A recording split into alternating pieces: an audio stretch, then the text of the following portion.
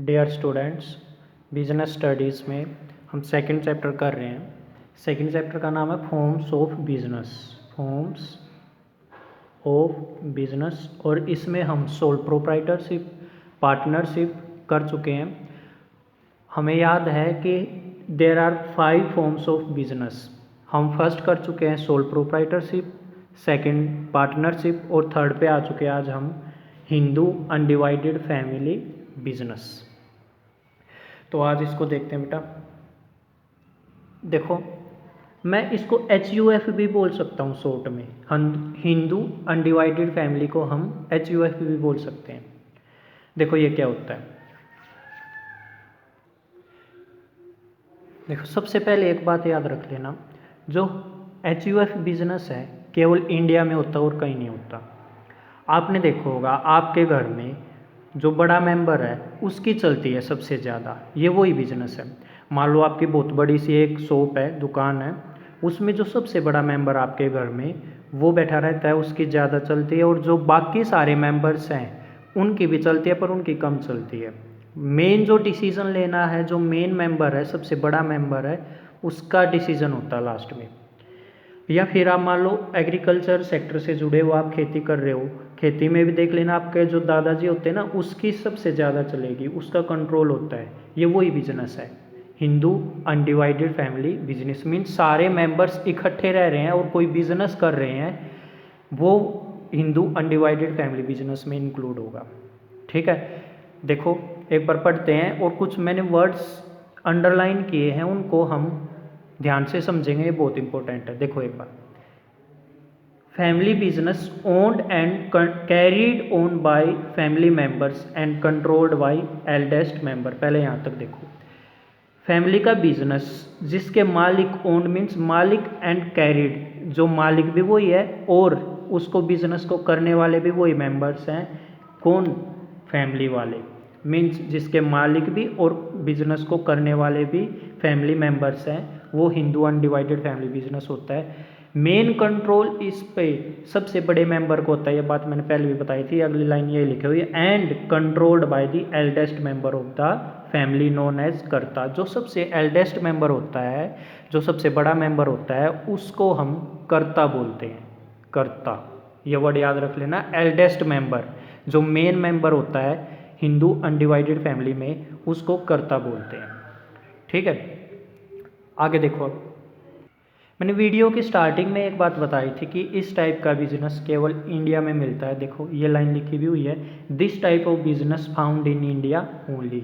इस टाइप का बिजनेस केवल इंडिया में मिलता है। अच्छा, इसका एक लॉ है, जैसे मैंने बताया था पार्टनरशिप एक्ट होता है, पार्टनरशिप को पार्टनरशिप के लिए पार्टनरशिप एक्ट होता है, ऐसे ही हिंदू लॉ होता है हिंदू अनडिवाइडेड फैमिली बिजनेस को कंडक्ट कराने के लिए। लिखा भी हुआ है, गवर्नड बाय हिंदू लॉ। अच्छा, इसमें जो भी मेंबर्स होते हैं वो बाय बर्थ ही उसके मेंबर बन जाते हैं बिजनेस के। एग्जाम्पल समझ लो एक बार। देखो एग्जाम्पल देखो, मान लो एंसेस्ट्रल जो भी प्रॉपर्टी होती है, पूर्वजों की हमारी जो भी प्रॉपर्टी है, उसमें जो सबसे बड़ा मेंबर है फर्स्ट नंबर का, उसका भी हक है, वो भी उस प्रॉपर्टी का मेंबर है। और जो लास्ट में हुआ है सबसे छोटा बच्चा, बेशक आज ही हुआ हो, वो भी उसका मेंबर है। मीन्स हमारा जो भी बिजनेस होगा, मान लो हमारा बिजनेस है खेती करने का ही है, मान के चलना, इसमें जो सबसे बड़ा है वो भी मेंबर है, और जो आज ही जिसका जन्म हुआ है वो भी मेंबर बन गया। मीन्स इस टाइप के बिजनेस में बाय बर्थ मेंबर बनते हैं। ठीक है, देखो मेंबरशिप इज बाय बर्थ। आगे देखो, बेस्ड ऑन 2 फीचर्स, को पार्टनर एंड कॉमन प्रॉपर्टी। वही बात आ गई, बेशक कोई भी मेंबर हो, प्रॉपर्टी वो सबकी है। हमारे माता पिता की प्रॉपर्टी हमारे सभी भाई बहनों की है, इसमें कोई नहीं है कि बड़े की ज़्यादा या छोटे की कम है, सबकी बराबर है। सभी मेंबर है उस प्रॉपर्टी के, सभी अधिकारी हैं। को पार्टनर, ये आ गया, सभी उसके मेंबर हैं, जो भी हमारी प्रॉपर्टी है सभी उसके मेंबर हैं, सभी उसके मालिक एक तरह से। एंड कॉमन प्रॉपर्टी सबकी सेम होती है। ये था बेटा। एक बार मैं इसको एक्सप्लेन कर देता हूँ दोबारा से, इसको ध्यान से सुनना, फिर ये पक्का समझ में आएगा।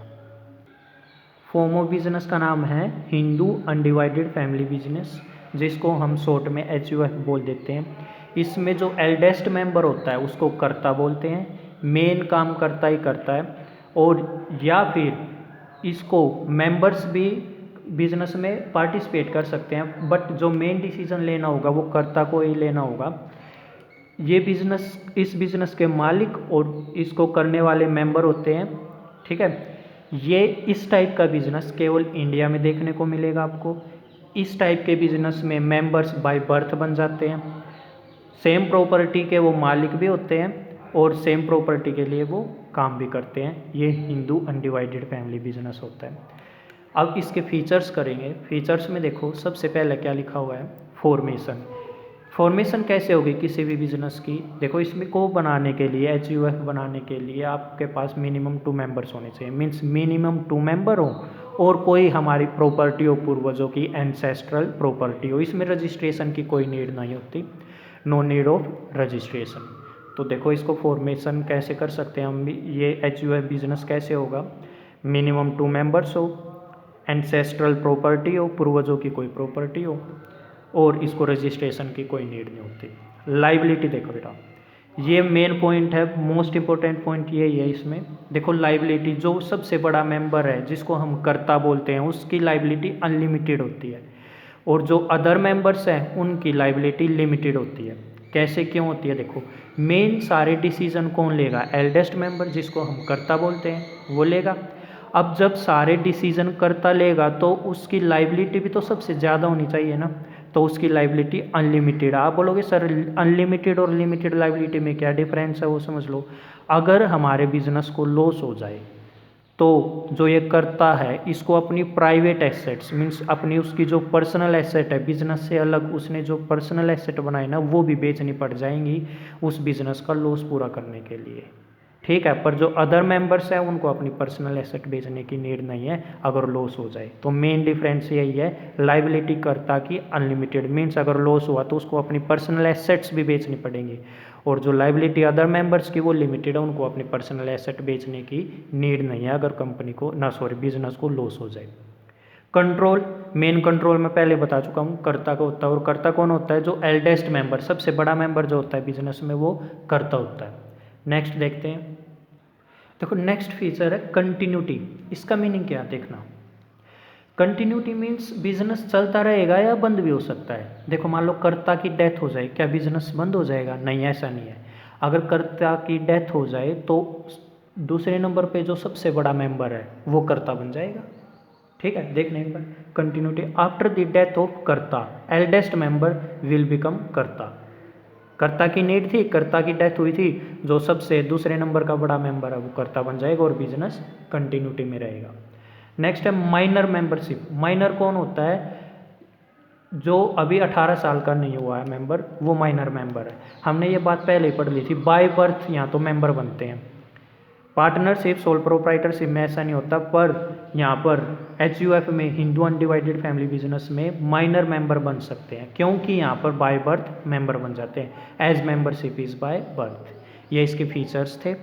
अब कुछ मेरिट्स और कुछ डीमेरिट्स। डीमेरिट्स को लिमिटेशंस भी बोलते हैं और मेरिट्स को पॉजिटिव पॉइंट्स भी बोलते हैं, ये पढ़ेंगे। देखो एक बार, देखो मेरिट्स ऑफ HUF, क्या क्या पॉजिटिव पॉइंट्स है HUF के। देखो यहाँ पर मेन डिसीजन जो लेना होता है वो कर्ता लेता है, मीन्स एल्डेस्ट मेंबर लेता है। तो जब कर्ता जो सबसे बड़ा मेंबर हो सबसे ज़्यादा समझदार भी होगा, सबसे ज़्यादा समझदार बंदा अगर डिसीजन ले रहा है तो वो डिसीजन इफेक्टिव ही लिया जाएगा, मीन्स अच्छा लिया जाएगा और कंट्रोल भी अच्छा रहेगा। तो एक पॉजिटिव पॉइंट तो ये है कि डिसीजन लेने में टाइम नहीं लगता, क्योंकि मेन डिसीजन लेना है कर्ता को। पर पार्टनरशिप में हमने पढ़ा था कि बहुत सारे मेंबर्स होते हैं, उनको आपस में डिसाइड करना पड़ेगा और तब कोई डिसीजन लिया जाएगा, वहाँ पर टाइम लग सकता है, बट यहाँ पर टाइम नहीं लगेगा। देखो क्या लिखा हुआ है, effective control as maximum decision are taken by karta, ठीक है। इफेक्टिव का मीनिंग याद रख लेना, इफेक्टिव का मीन्स टाइम पे डिसीजन लेना, एक ही मेंबर को डिसीजन लेना, कर्ता को वो जल्दी से डिसीजन ले लेगा। नेक्स्ट है कंटिन्यूड बिजनेस एग्जिस्टेंस। बिजनेस हमारा चलता रहेगा, कर्ता की डेथ हो जाए तो एल्डेस्ट मेंबर जो सेकंड नंबर पे वो कर्ता बन जाएगा, मीन्स बिजनेस हमारा चलता रहेगा।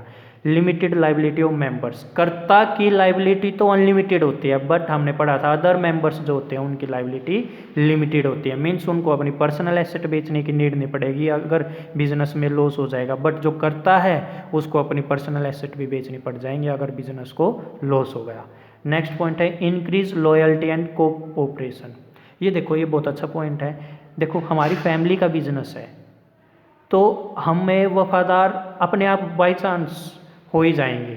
जब हमारे खुद का बिजनेस, हमारी फैमिली का बिजनेस, उसमें लॉयल्टी तो अपने आप हो जाएंगे और एक दूसरे के साथ तालमेल बिठा के काम भी करेंगे, क्योंकि खून के रिश्ते हैं और यहाँ पर तो वफादारी अपने आप, ईमानदारी अपने आप से निकल के आएगी। बट पार्टनरशिप में ऐसा नहीं है, एक बंदा ऑनेस्ट ना भी हो बट इसमें लॉयल्टी हमेशा बनी रहेगी, क्योंकि हमारा घर का बिजनेस है, खुद का बिजनेस है, फैमिली का बिजनेस है।